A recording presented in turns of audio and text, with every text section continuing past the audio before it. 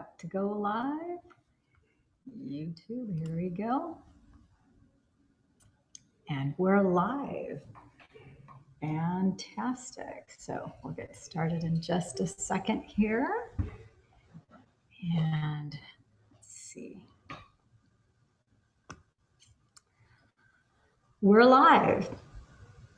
Welcome to Love and Money Secrets TV. I'm your host, Dame Lillian Walker, and we are starting on chapter 10 today. So let's dive in deep. All righty. Chapter 10, open the door to your creative state. Week 1. At an early point in my professional career, I learned about and eventually taught hypnosis and self-hypnosis. One of the techniques that hypnosis experts use to get individuals into a so-called trance state is called induction. Okay, we're going to do over that. So at an early point in my professional career, I learned about and eventually taught hypnosis and self-hypnosis. One of the techniques that hypnosis experts use to get individuals into a so-called trance is called induction. So simply put, we teach people how to change their brain waves. All someone has to do in order to be hypnotized or to hypnotize him or herself is to move down from high to mid-range beta waves into a more relaxed alpha or theta state. So thus meditation and self-hypnosis are similar. I could have included induction with the preparatory information in the last chapter because induction prepares you to enter a coherent brainwave state that is conducive to meditation. By mastering induction, you will build a solid foundation for the meditative practice you will learn in upcoming steps. However, unlike those arrangements that you will make before you begin each day's meditation, such as turning off your phone and putting your dog or cat in another room, induction is a step you will include during the session. In fact, it must be the first step you master, and it will lead off every single session. So just to head off any confusion after opening each meditative session, with induction, you will not be in what the entertainment industry misleadingly depicts as a hypnotic trance. You will be perfectly primed and able to complete all steps in the process that follows over the next 3 chapters. So step 1, induction. So induction, open the door to your creative state. I urge you to spend at least a week of daily sessions or more if needed, devoted to practicing induction. Remember that this process will take up the first 20 minutes of every meditative session. You want this to become a familiar and comfortable habit, so don't rush through it. Your objective is to stay present. Preparation for induction. So in addition to the aspects of preparation I discussed earlier, here are some further tips. First, sit up straight and close your eyes. As soon as you do so, blocking some sensory environmental input from coming in, your brain waves lessen in frequency, moving toward that desirable alpha state. I'm going to hit the pause button here because I want you to pay close attention to what he just told you. This is really easy to overlook, but this is one of the critical components in order for you to be successful in your meditative practice. So it talks about here, it says, first sit up straight. Keep that spine straight because remember the cerebral spinal fluid has to be able to move freely and not be blocked in any way, shape, or form so you can get that piezoelectric effect going, and you can also alkalize your body. So first sit up straight and close your eyes. As soon as you do so, blocking some sensory environmental input from coming in, your brain waves lessen in frequency, moving toward that desirable alpha state. So just by sitting up straight and just closing your eyes, you're eliminating one of the senses, which is eyesight. And now you just have inner vision. It's starting to slow down your brain waves. Then surrender, stay present, and love yourself enough to move through this process. You may find that soothing music aids in the progression from high beta to alpha, although it isn't necessary to use sounds. Another pause button here. As you know from the previous chapter, I shared with you guys how for many, many years, I did meditation in absolute quiet and in silence. Now, that's, I think, maybe a little bit harder route. I didn't know any different. I was so committed to wanting to learn how to meditate that I was willing to just learn how to be there with my own thoughts and to manage them and to do the meditations and move forward. The point is that now we have such a plethora of music that's available to us through YouTube. You know, we have isochronic, we have binaural beats, but by far the best, I will have to say, if you just get Dr. Joe's meditations. I don't get I don't have an affiliate link. I don't make any commissions. I don't make any money whatsoever on if you buy or don't buy the books, buy or don't buy the meditations. I don't profit in any way, shape, or form. I am an advanced student and a protege of Dr. Joe's. I am just passionate about the work.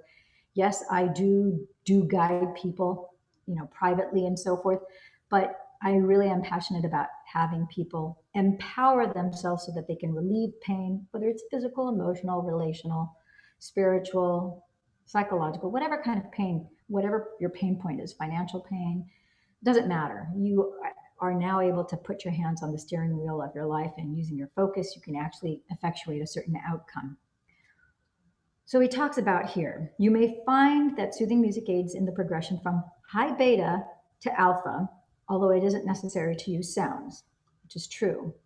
You'll also notice that it can be beneficial to use singing bowls. So for example, you'll see here in the background, over here to that side, you'll see that I have a singing bowl. And yeah, you can sometimes use a singing bowl in your meditative practices just to start, and you start to isolate the sense of hearing. You just listen to the sound when you first either strike the bowl or as you move the mallet around the edge of the bowl. And then when you stop, as it gets louder, and then you ultimately get to a point where you stop, and then you let it continue to ring, and then it dissipates and it gets lower and lower and lower and lower and lower until finally you don't hear it at all. And just that process of paying attention to the sound frequency heightens your awareness, makes you focus, and it does lower your brainwave state. So induction techniques. There are many similar variations on induction techniques. Whether you use either the body part or water rising induction, alternate them on different days, employ some other method you've used in the past, or devise a different one altogether isn't important. What is important is that you move from the analytical mind, which is a beta state, to the sensory state of alpha, and focus on the feelings in your body, which is the subconscious mind and the operating system, where you can make the changes you want. So overview, the body part induction. One induction technique may at first seem contradictory. You'll focus attention on your body and your environment, and those are two of the big three that you have to overcome. But in this case, you're in control of your thoughts and about them. So why is it desirable to focus on the body? Remember, it and the subconscious mind are merged. So when we become acutely aware of the body and sensations related to it, we enter the subconscious mind. Did you catch that? What he just said here. So when we become acutely aware of the body and sensations related to it, we enter in that moment the subconscious mind. We're in that operating system I've mentioned often. Induction is a tool that can be used to get into that system. The cerebellum plays a role in proprioception, awareness of how your body is positioned in space. So in this induction, as you rest your awareness on different parts of your body in space and the space around your body in space, you're using your cerebellum to perform this function. And since the cerebellum is the seat of your subconscious mind As you place your consciousness on where your body is oriented in space, you access your subconscious mind and bypass your thinking. So you bypass your thinking brain. I'm going to read that again because he's giving you the keys here. So pay close attention. The cerebellum, which is in the back of your head, the cerebellum plays a role in proprioception, awareness of how your body is placed in space. So in this induction, as you rest your awareness, your focus on different parts of your body in space and the space around your body in space, you're using your cerebellum to perform this function. And since the cerebellum is the seat of the subconscious mind, as you place your consciousness on where your body is oriented in space, you access your subconscious mind and bypass your thinking left brain. I'm interjecting the left brain comment. He says here verbatim, you access your subconscious mind and bypass your thinking brain. Moreover, induction shuts down the analytical mind by forcing you into a sensing feeling mode. Feelings are the language of the body, which in turn is the subconscious mind. So induction allows you to use the body's natural language to interpret and change the language of the operating system. In other words, if you're sensing or putting your awareness on different aspects of your body, you would be thinking less, shifting your analytical thoughts from past to future less, and broadening your focus more to encompass a very different scope, not narrowly obsessive, but rather creative and open. And you would move from beta to alpha. All of this happens as you move from that narrow-minded range of attention to the expanded focus on the body and the space around it. So Buddhists refer to this as an open focus, occurring when brain waves naturally become orderly and synchronized. Open focus produces a new, powerfully coherent signal that allows parts of the brain that were not communicating with other parts to do so now. That enables you to produce an extremely coherent signal. While you can measure that on a brain scan, more important is that you can feel the difference in the clarity and focus of your thoughts, intentions, and feelings.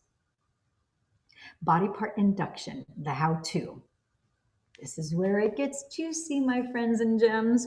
Okay, specifically, you will focus on the location or orientation of your body in space. So for example, think about the location of your head, starting at the top and gradually moving down as the induction progresses from body part to body part.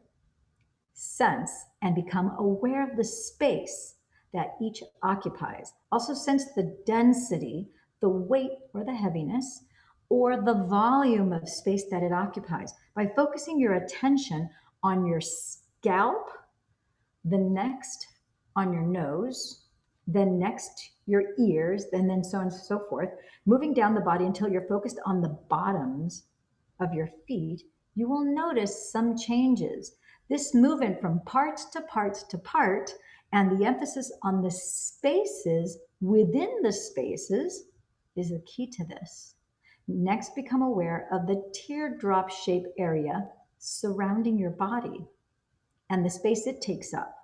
When you can sense that area of space around your body, your attention now is no longer on your body. Now you are not your body, but something grander. This is how you become less body and more mind. So finally become aware of the area that the room you are in occupies in space. Sense the volume that it fills. When you reach this point, this is when the brain begins to change its disorderly wave patterns to more balanced and orderly ones. Okay, I'm going to hit the pause button here. One of the things that I'm going to share with you guys that I actually do is that as he takes us from head to toe, quite literally, and he has us focusing on organs inside of the body and the space that is around the organ inside of the body, and then the space around the body from the perspective of where that organ is in the broader place of space. I take my awareness as far out in space as I possibly can. It could, behind me, below me, above me. I try to expand it and fan it out as far as I possibly can so that my perspective from that conscious awareness, it puts me, and I kind of, what I do is, because people tend to think linear. So what I do, and I know that in space, things are not linear. So my mindset is I take kind of a spherical global perspective. So I think of it more as a sphere space. So if I were the sun and I were to now be outside of my body, I'm observing everything that's around the body, above and below, not just behind, not just to the sides, not just in front, but from a spherical perspective. I hope that makes sense to you.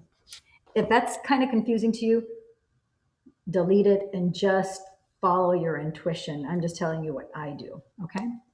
So the why. So we can measure these differences in how you were thinking. We can view your thought patterns on an EEG to see how you've moved from beta to alpha wave activity. We're not interested in just getting you into an alpha state of any kind, though. You want to be in a highly coherent, organized alpha state. And that's why you will concentrate first on your body and its orientation in space, then move from those individual parts to the volume or perimeter of space surrounding the body. Notice how he talks about the perimeter. So that's the surroundings. It's all the way around. And eventually focus your observation on the entire room. If you can sense that density of space, if you can notice it and pay attention to it, you will naturally move from a state of thinking to feeling. When that happens, it's impossible to maintain the high beta state that characterizes the emergency mode of survival and over-focused attention. The water rising induction. Another similar induction technique you can use is to imagine water moving into your room where you are sitting, then gradually rising. You're going to observe and you're going to sense at the same time the space in which the room is situated and the space that the water occupies. And at first, the water would rise to cover just your feet. So you actually observe and you sense what it would feel like to have the water fill up in your room and start to maybe just get to the edge of your toes and then maybe cover your toes and then go up the top of your feet. You move up the shins to the knees, spill over them and into your lap, move up to your abdomen and your chest, covering your arms, rising to your neck, up past your chin, lips and head until the water fills the entire room. While some people may not like the idea of being covered completely by water, others find it soothingly warm and inviting. I'm going to hit the pause button here again because I've had a lot of feedback about this specific meditation, especially this water rising meditation, and that sensation of the water. They get some people do, not all, but just some people do have some sort of angst or unease about the water getting up to the nose level. But my friends and gems, I want you to keep in mind that you are completely in control of this entire process.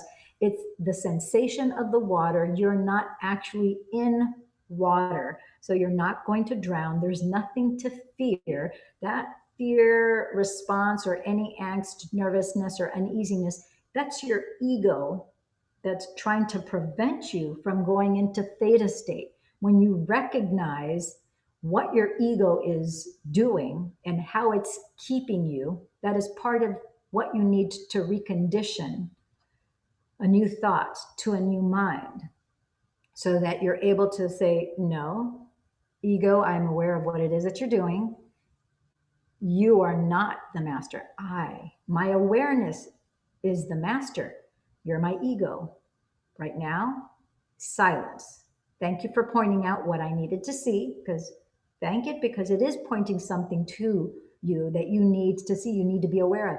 You were not that thought, although all along you thought you were that thought. So now you separate from the ego, you see the purpose that it's serving for you to express and to point out to you the polarity. You go, okay, thank you, but no thank you.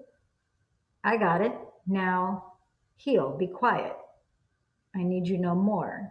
You served your purpose. I'm going to store you away. And now, brain, do as I say. We're going to continue on, and I'm going to continue with my focused awareness to continue have the water rising up. I feel it at the tip of my nose.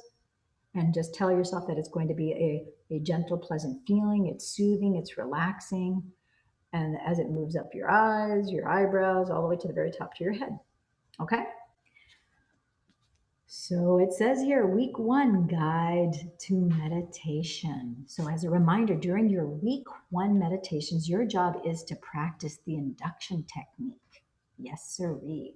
If you record this induction yourself, make certain that you repeat the same questions that I have provided in my guided instructions, or my guided induction instructions in the appendices, with their emphasis on words and phrases.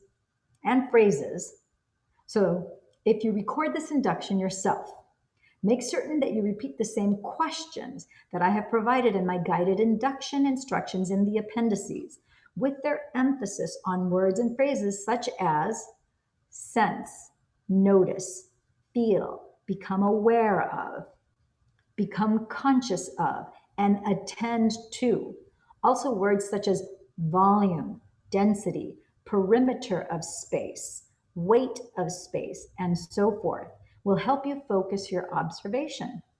Instead of moving quickly from one part to another, allow some time to pass, a good 20, 30 seconds or more, for those sensory inputs and the feelings of those parts in space to really settle in. Roughly allow about 20 minutes to do the body part induction from head to toe, or in the case of the water immersion, from toe to head. If you have meditated before, you will no doubt understand that eventually you lose any sense of time passing as your brain waves diminish in frequency, and you move into that calm and relaxed alpha state where the inner world is more real than the outer world. Okay, so this is the end of chapter 10. It's a very short chapter, so today we're just at the 23-minute mark. What I probably will do is I will do some recordings so that you can hear my instruction. For those, some people they don't like to record themselves and so forth. So for those of you who don't want to record yourselves and you find it difficult or time consuming or whatever the case might be, but you still are motivated to do the motivations, I will go ahead and I will record that. However, I cannot encourage you enough. And as you are aware, it would be a very good investment of your money and of your time to invest in yourself by getting Dr. Joe's meditations. Get the Breaking the Habit of Being Yourself meditation on his website at drjoedispenza.com. When you go there, you will get the MP3s that you'll have immediately. The moment you pay for it, you will have the MP3s available. You'll be able to download them directly to your computer, down to your phone, and then I suggest that your third, because he gives you up to 3 downloads, I suggest that your third download, back it up to some sort of portable drive so that you are able to make sure that you have that asset. If something happens to your laptop, your computer, or your phone, you still have a third place where you're storing that. So, and then I would even copy that again. So have it on your laptop, have it on your cell phone, and have it on your computer, and then back it up to a portable hard drive. That's what I'm going to recommend that you do, because that's what I've done myself. These meditations are very, very valuable. Dr. Joe has taken a great amount of time, care, intention, and I must say that with a surgical precision, he has scientifically created a blueprint, both in music form, Also, even the tonality of his voice, the way he accentuates certain words and so forth, everything is done on purpose to maximize the positive outcome of us being able to successfully not only be in induction, but also get into that coherent heart and brainwave state. And then all you have to do is follow it. If you have studied at all anything about sacred geometry, sacred geometrical music, you know anything about isochronic or binaural beats or 8D music or any of that stuff, you will know that there are healing sound frequencies. And Dr. Joe is very mindful of incorporating that in his meditations and all of them. So that's why I cannot tell you enough how powerful those are. So check them out sooner rather than later. I will do my version, of course, of what the meditations are that he has here in the back of the book. But that's it for now. There's not a whole lot more else for me to say here other than I hope you are actively practicing doing the meditations every day. And if you have any questions, any comments, any concerns, even any complaints or challenges, if you have, I do have to share with you some things that have come to light just in the last 24 to 48 hours. And as you all know, that as you continue this practice of meditation, things are revealed to you. It's like the divine knows how to meet you where you're at. So sometimes things that are obvious manifestations of fear are sometimes easier for us, I think, to deal with and to take hold of them and to, to put them away because they're so obvious that it's fear. But as you start to move forward in this particular process, sometimes there's different manifestations of fear that aren't so obvious, and your ego has to become more sly to still try to get you, because that, after all, that's the ego's job, and it's there to show you certain things, but you have to recognize it. So sometimes there are different things that might happen. I mean, your whole life is your personal life. Whether it's happening in your business, whether it's happening in personal relationships, whatever the case may be, the common denominator is you. You as the awareness, you are always not only in the place of awareness, but you have your brain, you have your ego, and then you have your body, which has every past emotion that is recorded as a filing cabinet, if you will. I mean, if you think of that, it will help you progress and process all of this.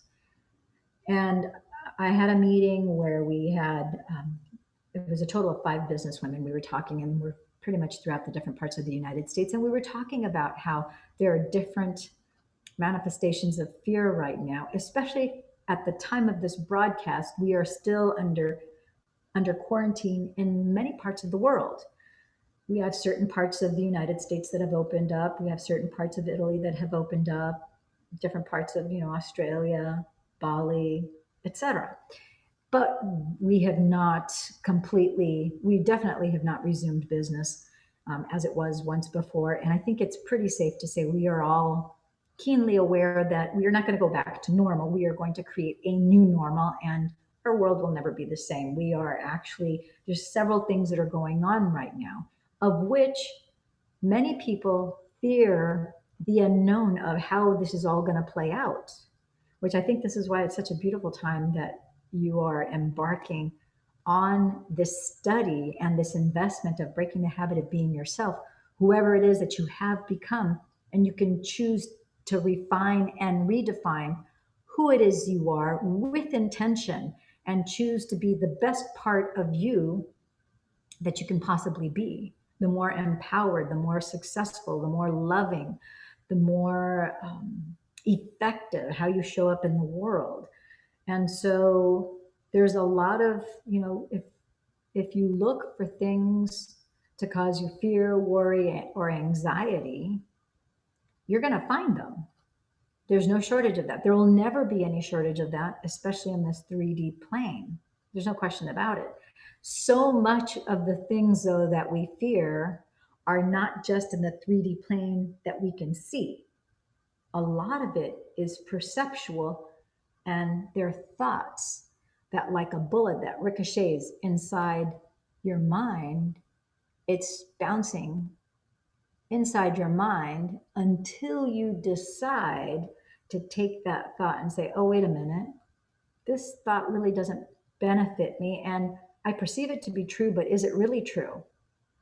And I think that is where you've had philosophers who have talked about, you have to examine the mind. And woe is he who lives life without, the unexamined mind. That's actually kind of a scary place to be, because an unexamined mind, a mind that does not look at itself from its thoughts versus its awareness and then just continues on, is one that is moving purely from an ego state.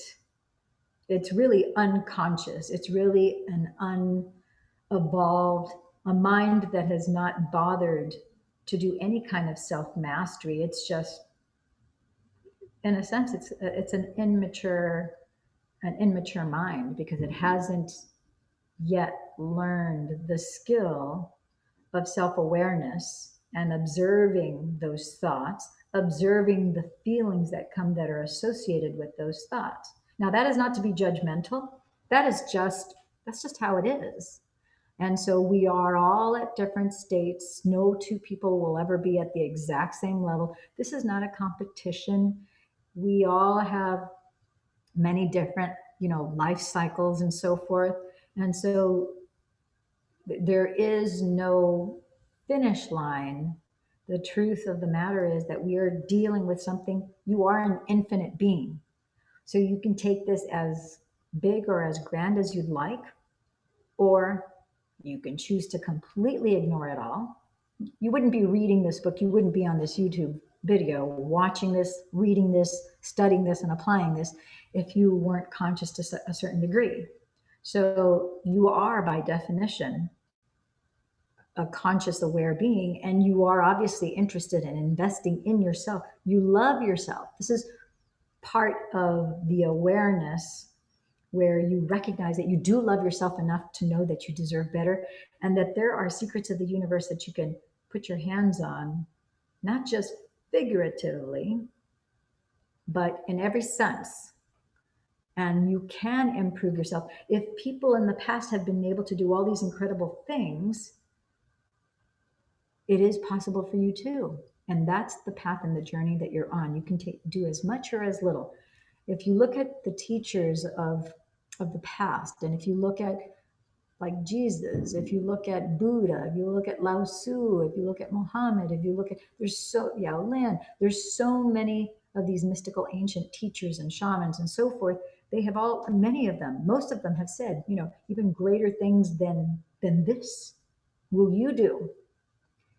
And the doorway to that, the path for you to get to that, or as the Tao would say, the way to that is through that conscious awareness, the choice to quiet the mind and to go into this space and to start to distinguish the difference between your awareness and taking that focused awareness and recognizing the egoic thoughts, and then the memories of the brain, and then the emotions that are in the physical body that are surfacing, the feelings that you're having from your body, and your feelings and the emotions that are coming from your body are different.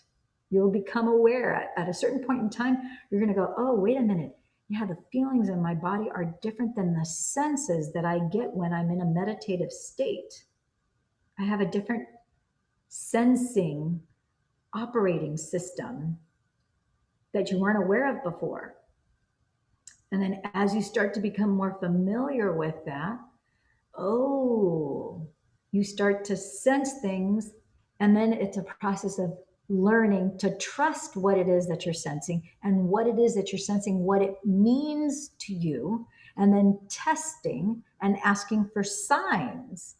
It's like, okay, I'm perceiving this, and oh my gosh, and things are going to come up that don't make sense. It's okay.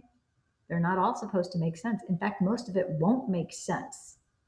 It's not supposed to make sense. Things that are not bound to this 3D level that are from a higher realm, from 5D, 6D, and beyond, aren't going to make a 3D sense.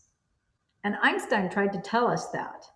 He tried and tried and tried. And only a few of us were able to really understand and lock in on what it was he was trying to say, because many of his, not many, all of his discoveries were coming from that 5D level.